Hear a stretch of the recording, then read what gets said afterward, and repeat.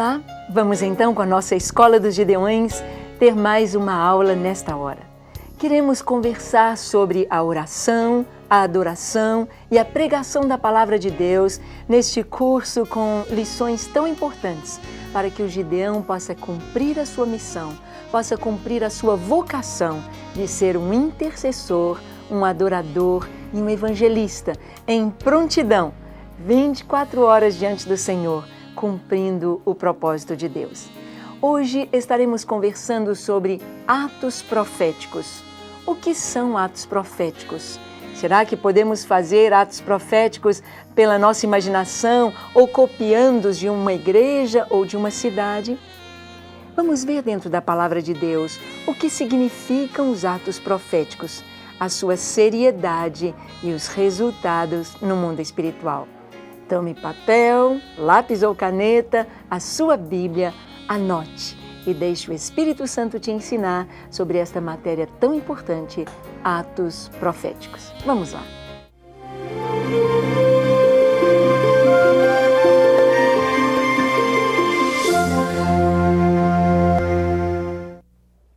Muito bem, nós temos visto nos dias de hoje serem muito comuns os atos proféticos. Pastores, igrejas, líderes, cidades se reúnem e fazem atos proféticos. Às vezes vão até a fronteira do país ou da cidade, colocam estacas, ou óleo é derramado, ou atos são feitos como colocar numa caixinha uma Bíblia, enterrá-la no pé de um monumento da Bíblia. Então, muitas coisas são feitas chamadas atos proféticos. Mas nós vamos ver dentro da Palavra de Deus o que é isto, o que significam atos proféticos dentro da Palavra e do propósito do Senhor. Então, anote aí. Atos proféticos na Bíblia eram atos elaborados por orientação de Deus que empregavam coisas do mundo natural, objetos, sons, atitudes, cores, gestos, etc., para trazer verdades espirituais de forma clara, para a compreensão do povo, com a finalidade de mostrar o poder de Deus. Bem, então vamos ver aqui nos atos proféticos o que eles significam. Atos proféticos na Bíblia eram atos elaborados por orientação de Deus. O primeiro ponto é este: Deus tem de dar a orientação. É Deus quem tem de trazer a revelação do ato profético, o que fazer e como fazer. Então eram atos elaborados pela orientação de Deus, que empregavam coisas do mundo natural. Objetos, nós vamos ver que Deus usou pratos, usou a vara de Moisés, objetos do dia a dia, coisas de uso pessoal.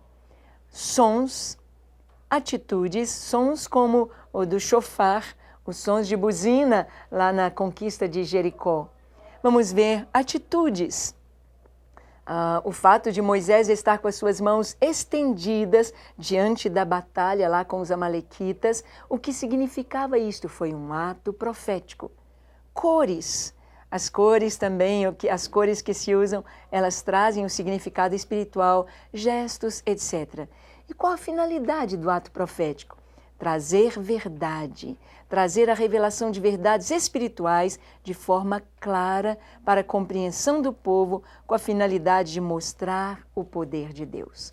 Através de atos proféticos, nós vamos ver que batalhas eram vencidas, as guerras e cidades eram conquistadas, porque através do ato profético é como se fosse algo visível de alguma coisa que está acontecendo no mundo espiritual. Atos proféticos. O principal aí é você guardar que eles eram orientados por Deus.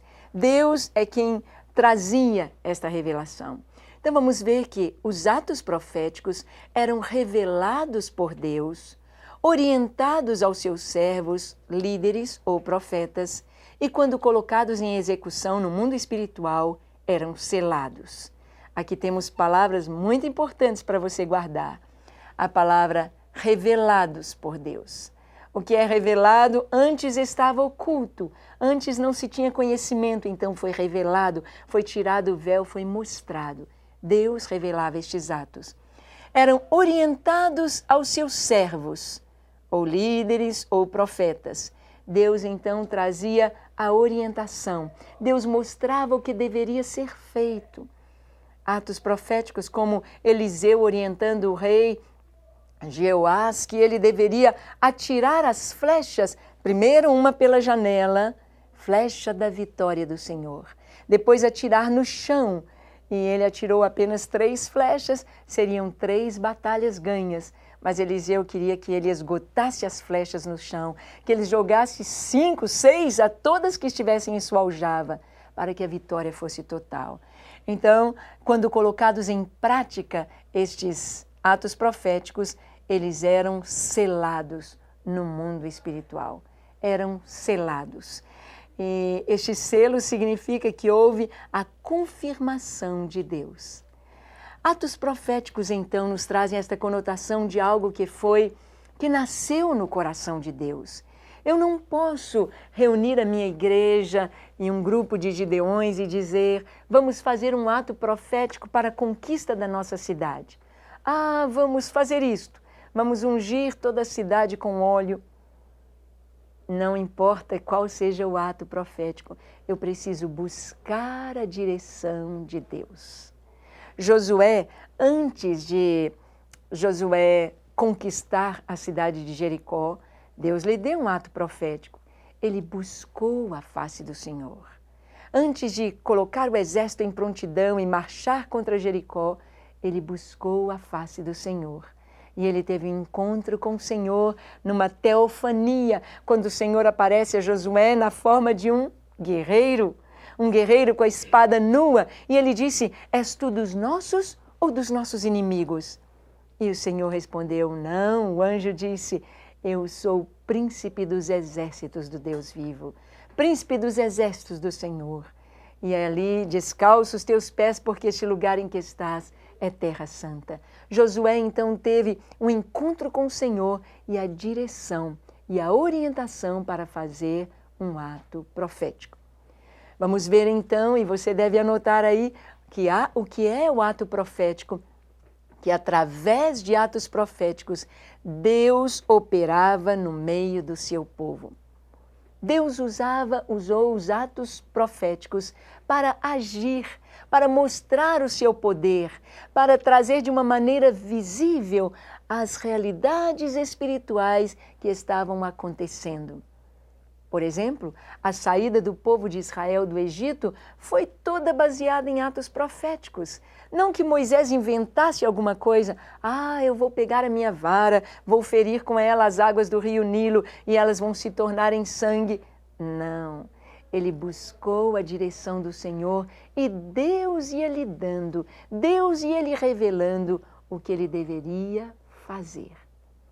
Então, estamos vendo que através dos atos proféticos, Deus operava no meio do seu povo.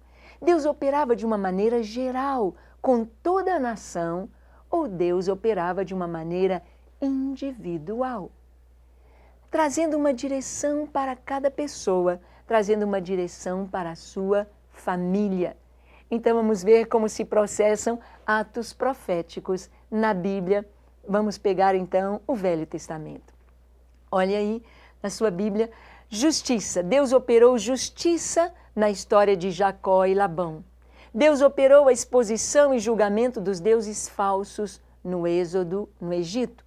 Deus operou libertação da opressão de Israel saindo do Egito. Então, eu quero que você preste atenção aqui nestes 3 tópicos. O Senhor operou justiça na história de Jacó e Labão.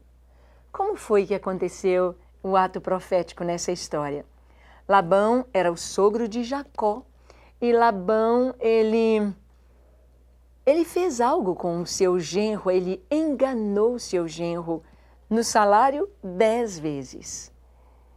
Então, o que acontecia? Se o Jacó dizia, o meu salário vai ser das ovelhas e dos cordeirinhos que nascerem salpicados. Então o Labão pegava os salpicados e tirava do meio do rebanho e separava para si. E Deus viu a injustiça. Jacó já havia trabalhado 14 anos só para ter a sua esposa. Ele queria uma e ficou com duas. Ele queria trabalhar 7 anos, teve de trabalhar 14. Então Deus deu um ato profético para Jacó. Ele pegou varas de aveleira, ele descascava, aparecendo o seu miolo, o seu interior. E quando as ovelhas fortes iam conceber junto às águas, ele colocava aquelas varas. Se eram listados o seu salário, ele colocava as varas listadas. Então, todas as ovelhas fortes concebiam e os filhotinhos que nasciam, os cordeirinhos, eram listados. Se ele queria malhados, ele colocava a abertura da casca como malhados. Foi um ato profético. Deus fez com que Jacó se enriquecesse. Deus fez com que o rebanho dele multiplicasse, porque Deus viu a injustiça. Então, nos atos proféticos, nós vamos ver Deus agindo de uma maneira individual, porque Deus tinha bênçãos para Jacó. Ele trabalhou 20 anos e precisava de haver justiça. Na saída do povo do Egito, também foram atos proféticos que trouxeram julgamento sobre o Egito. Cada uma das 10 pragas foi um ato profético. Vamos ver também a vitória nas batalhas, com Moisés, Arão e Ur. Na conquista da terra prometida, a conquista de Jericó. E vamos ver também atos proféticos de cura, com a serpente de bronze, na história de Naamã, o lodo, na história do cego de nascença. Eu quero que você olhe comigo cada um destes detalhes. Vamos ver aqui a vitória nas batalhas, com Moisés, Arão e Ur. O inimigo estava lá embaixo no vale, Josué, que era o general, prepara os soldados e eles vão lutar contra os amalequitas. Moisés estende as suas mãos. E podemos ver aquela figura bonita de Moisés com as suas mãos estendidas, abençoando. E enquanto as mãos dele estavam levantadas, havia vitória do povo de Deus no vale. Mas as mãos dele eram pesadas. A gravidade puxa para baixo. A gente não aguenta ficar muito tempo com as mãos erguidas. Então, Arão e Ur, eles fizeram algo. Eles pegaram uma pedra, colocaram para Moisés assentar e cada um ficou segurando de um lado os braços de Moisés erguidos. Arão de um lado, Moisés do outro. E aí, enquanto houve a batalha, eles ficaram ali sustentando a vitória. Foi um ato profético e veio a vitória. Na conquista da terra prometida, na conquista de Jericó, nós vamos ver que a conquista de Jericó foi totalmente de Deus, porque houve um ato profético, eles deveriam circundar a cidade, dar uma volta em torno da cidade em silêncio. Todo o povo, homens, mulheres, crianças, a arca ia na frente com os sacerdotes, os guerreiros iam depois da arca e o povo viria atrás dos guerreiros, dos soldados. Milhares de pessoas, milhões de pessoas circundando a cidade de Jericó. Uma vez. No segundo dia, outra vez. No terceiro, no quarto, no 7º dia, eles deram 7 voltas ao redor da cidade. E quando deram a última volta, gritaram. Todos gritaram, as buzinas tocaram e o muro da cidade rompeu, veio ao chão. Foi um ato profético de vitória. Deus deu vitória ao seu povo. Os soldados entraram e venceram a cidade de Jericó. Um ato profético dado por Deus, com sons, com marcha, com grito e a conquista plena e total. E para trazer cura, nós temos aqui 3 atos proféticos. Na história da serpente de bronze, aquela serpente que vinha e picava as pessoas no deserto, elas morriam. Deus mandou Moisés fazer um ato profético. Levantar uma serpente de bronze numa haste, igualzinha àquelas que picavam. e quem olhasse para a serpente ficaria curado. O efeito do veneno não passaria no corpo daquela pessoa, bastava olhar. Era um ato profético. Na cura de Naamã, Naamã era o comandante do exército do rei da Síria, que era leproso, e ele veio até Samaria, procurou o rei, e Eliseu, o profeta do Senhor, mandou que ele se lavasse 7 vezes no Rio Jordão. A primeira vez que Naamã desce as águas, ele ainda olha e está com a lepra. Mas eram 7 mergulhos.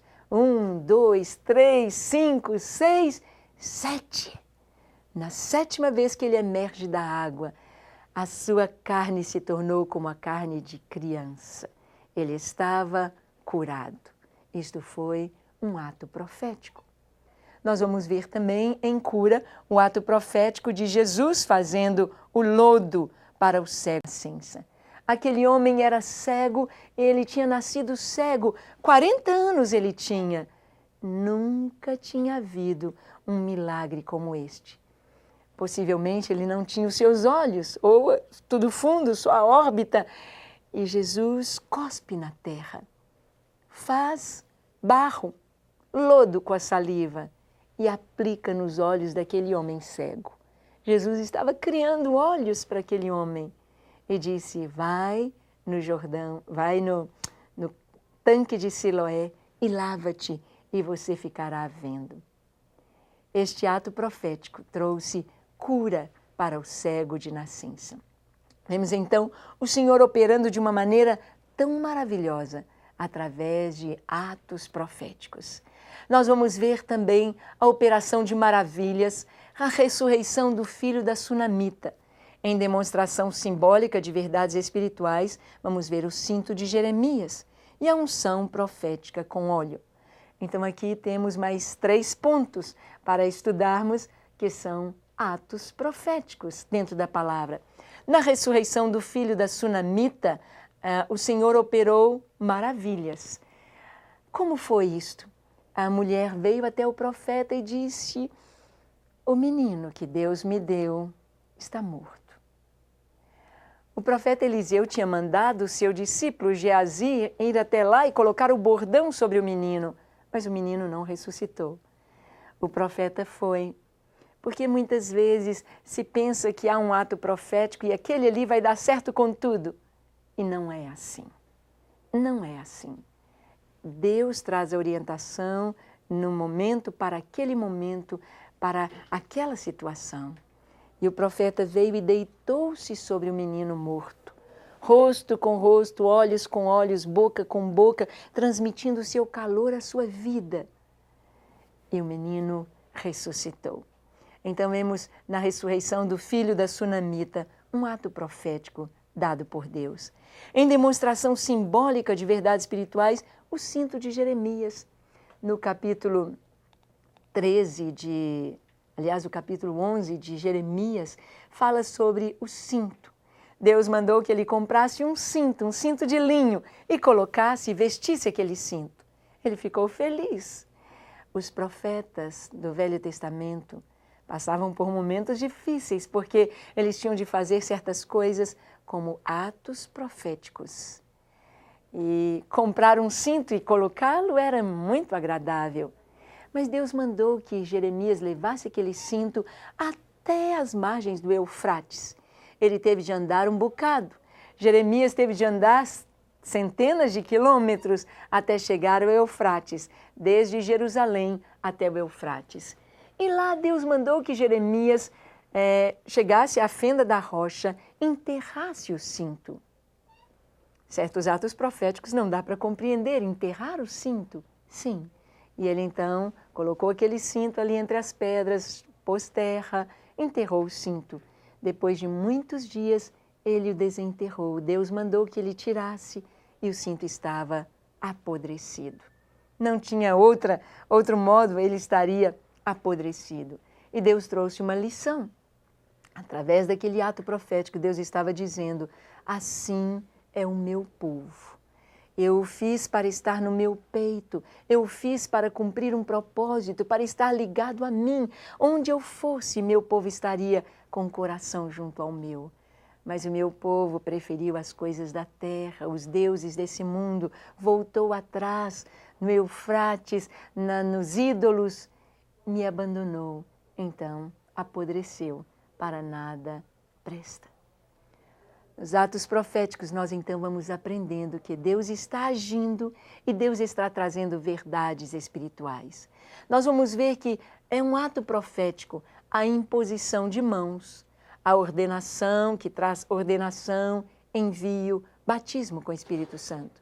Relacionados às profecias, vamos ver um ato profético com relação ao cinto de Paulo, revelando ensino. Jeremias come o livro, o apóstolo João come o livrinho. Vamos ver então aqui que a imposição de mãos, e nós vamos ter uma aula só sobre a imposição de mãos, por isso eu não vou falar muito sobre este assunto, vou deixar para a gente conversar bastante sobre isso na nossa aula. Mas este gesto de impor as mãos, quando na igreja o pastor diz, vamos levantar as nossas mãos, impõe as suas mãos, isto é um ato profético, um ato profético. A imposição de mãos, dentro da conotação deste ensino, nós vamos ter a ordenação, o envio e o batismo com o Espírito Santo.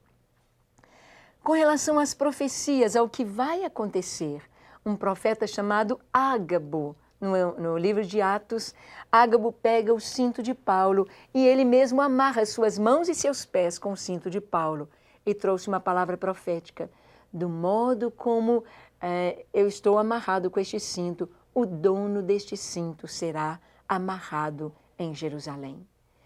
Isto era uma profecia a respeito da prisão de Paulo que ele sofreria em Jerusalém. Aquele ato de amarrar-se com o cinto por Ágabo era um ato profético relacionado à palavra profética, o que iria acontecer com Paulo. Relacionado ao ensino, nós vamos ver que na Bíblia, Jeremias, o apóstolo João, vamos ver também, parece que o Ezequiel também, comem o livro. João come o livrinho, Jeremias come o rolo, come o livro. E isso simbolizando um ato profético, simbolizando a questão de se alimentar da palavra, fazer com que a palavra tome vida dentro de si, dentro de nós. Vemos então que os atos proféticos, eles são muito amplos, muito amplos. Podem trazer cura, operação de maravilhas, a manifestação do poder de Deus. Deus pode usá-los nas batalhas espirituais, na guerra. Deus pode trazer em atos proféticos a direção para a cura, para o ensino, palavras proféticas. Mas o ato profético, ele deve partir do coração de Deus em revelação para os seus filhos. Não é alguma coisa que nós fazemos, mas que Deus orienta, que Deus traz. Prosseguindo no nosso estudo, vamos então continuar vendo o que significam os atos proféticos, o que eles são. Vamos então entrar na vida de homens de Deus, na vida de Abraão.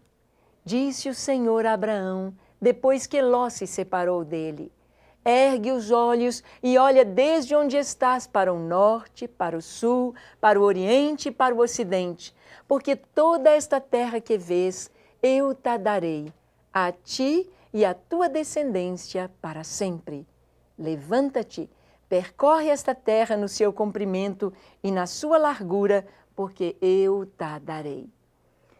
Aqui na vida de Abraão, nós vamos ver Deus lhe trazendo para fazer um ato profético. Assim que ele se separou de Ló, Ló foi para as campinas do Jordão, Abraão foi para Berseba, para uma região mais seca, mais árida, a região de Hebrom, já no deserto da Judeia. Deus trouxe uma palavra para ele e disse, Abraão, todo lugar que você estiver alcançando com seus olhos, eu dou à tua descendência, aos seus filhos, aos seus netos, à sua descendência para sempre. Mas Deus lhe deu um ato profético para fazer. Anda, percorre, passo a passo, toda a extensão da terra, de sul até o norte, de leste a oeste. E Abraão obedeceu a Deus. Este mesmo ato profético, Deus disse para Josué, para o povo, dizendo: todo lugar que pisar a planta do vosso pé será vosso. O ato profético seria caminhar tomando posse daquela terra, tomando posse.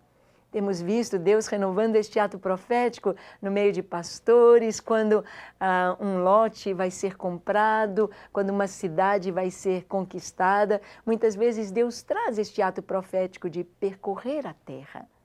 Por exemplo, nós vemos que as procissões religiosas, existem cidades onde o catolicismo é tão forte, as pessoas estão tão cegas e o evangelho entra com tanta dificuldade. Aquelas procissões religiosas levando imagens de escultura são atos proféticos, atos de idolatria, e é como se fossem conquistas de territórios para a idolatria. Por isso, as marchas do povo de Deus são tremendamente importantes, são atos proféticos. A marcha para Jesus, você não deve perder uma marcha para Jesus. Você deve estar lá, orando, buscando o Senhor, orando pela cidade, orando pelas autoridades, porque isto é um ato profético. Nós vemos, por exemplo, o jejum do Ramadã, o jejum dos muçulmanos, é um ato profético. Eles jejuam durante um mês e o islamismo vai crescendo. Os Gideões da oração, nós estaremos jejuando a partir deste ano de 2007. Estaremos jejuando em todo o mês do Ramadã, orando pela conversão dos muçulmanos, porque Deus nos deu isto como um ato profético.